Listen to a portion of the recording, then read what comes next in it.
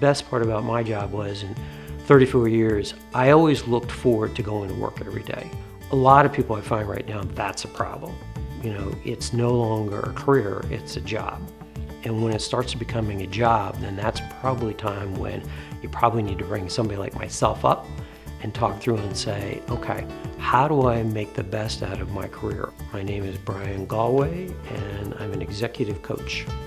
I am married to a lovely lady for 30 years. Sherry and I met at Radford University and dated a little bit when we were in school, and then kind of went our separate ways, and then reconnected a couple years later on.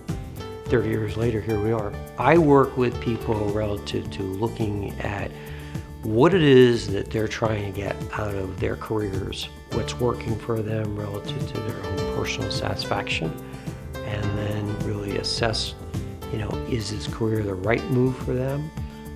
Or is it time for a job change, or is it time for a career change? We spend a lot of time just kind of digging in, and a lot of soul searching, I guess, probably more than anything else. I'd spent the last 15 years of a 34-year career in HR, trying to match up the right people in the right jobs.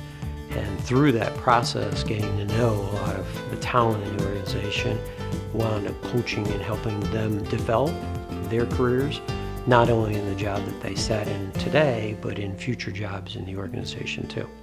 I do a lot of questions, and I do a lot of listening, and I do a lot of assessing where that individual is. And what I try to do in most cases, I try to get them to open up a little bit.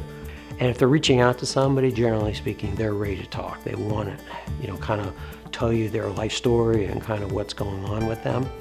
And they're looking for somebody to basically help them try to figure it out a little bit. I try to be brutally honest with people because I don't want to waste your time and I don't want to waste my time. And some people can't handle that.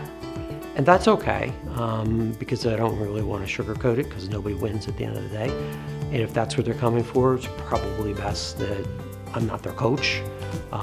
But other people that I've been brutally honest with, I mean, I will tell you, I've kept them for a number of years. It just gave me some personal satisfaction to see people grow and see them develop. I feel like right now I'm giving back a lot more. I enjoyed it in my career, and that was the thing when I left. I really felt like I was going to miss the most.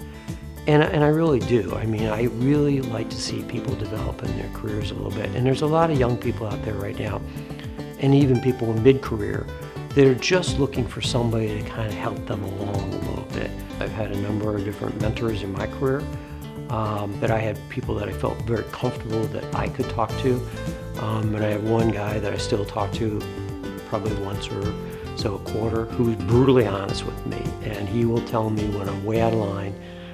Even though I'm retired, I mean, he'll still tell me, you know, you need to do this with your career and your life, and this are the things you need to focus in on. And I like that. I enjoy that too. And I'm kind of taking his way that he's kind of helped mentor and shaped me is kind of how I work my people also. And I've also seen people develop in their careers too, which tells me, okay, we've got them in the right job and they're progressing along.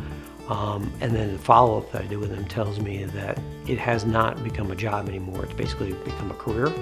And that to me tells me that what we're doing is working right now.